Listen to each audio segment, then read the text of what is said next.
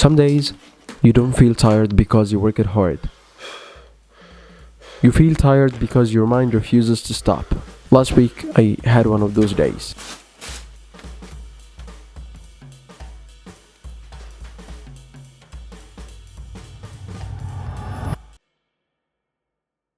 Lately, I've been trying to build something I genuinely believe in, this YouTube channel. And because I believe in it, I have promised myself that I would make 50 videos in 6 months. Today I'm making myself a promise. For the next 6 months, I'm going to publish 50 videos. Which means 2 videos a week. It sounds simple when you look at it from the first glance, but behind every upload, there's a life most people never see. I work 9 hours a day in a call center, talking to frustrated customers all the time. 4 more hours disappear on bosses. By the time I get back home, half the day is already gone. So the only way to keep making videos is to trade and sacrifice something else. Comfort, sleep, and even my weekends. On my days off, I travel all the way back to my village and my room, because that's where I can film the videos I imagine. Last week, I wanted to make something better than usual. I planned different shots, different lighting, more cinematic scenes. I wanted to raise the quality. The problem was, I arrived already exhausted. The night before had been one of the busiest shifts I had in a long time. Thank you so much for this.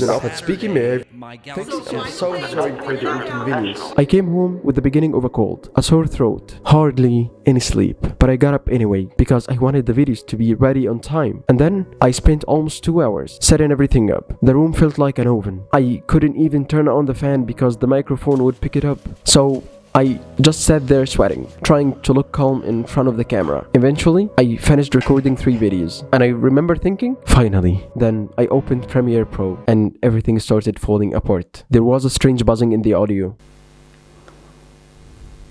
The image was not as sharp as I hoped. I looked exhausted on camera. My shirt was soaked with sweat, and then I noticed something almost ridiculous. Before filming, I had been practicing my pronunciation with a red pen between my lips, a small articulation exercise. I never hesitated. I said it with confidence. The ink had left a bright red mark on the corner of my mouth. I didn't notice that. And anyway, those are tiny imperfections. Most people wouldn't even probably notice them. But when you have already accepted dozens of compromises, each new imperfection feels heavier than it really is. Then the battle started. Should I record everything again? Or should I accept it? One moment, I would tell myself, it's okay. This is not your last video. 5 minutes later, no, you have to do it again. Accept, doubt, again and again, until my brain simply stopped working. It felt like that every thought was shouting over another. So I did the only thing that helped me in the last year in these kind of situations.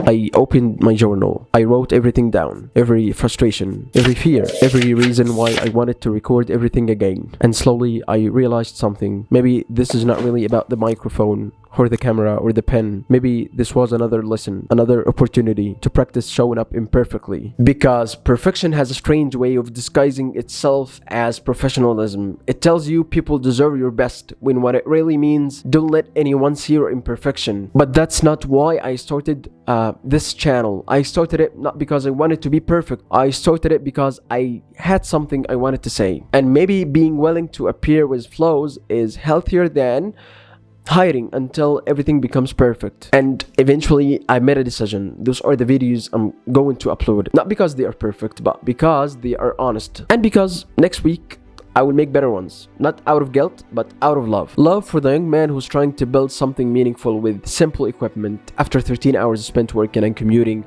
The one sitting in a room that feels like an oven, wiping sweat off his face between every take, hoping that one day all of these ordinary sacrifices will become a part of an extraordinary story. And recently I've realized something. If I wanted to ask that version of myself to keep showing up, then I owe him something. Not perfection, not impossible expectations, just encouragement. I owe him the same kindness I would give a close friend. So that's what I chose. I chose to tell him, you have done enough today, and next week you will try again. I promise.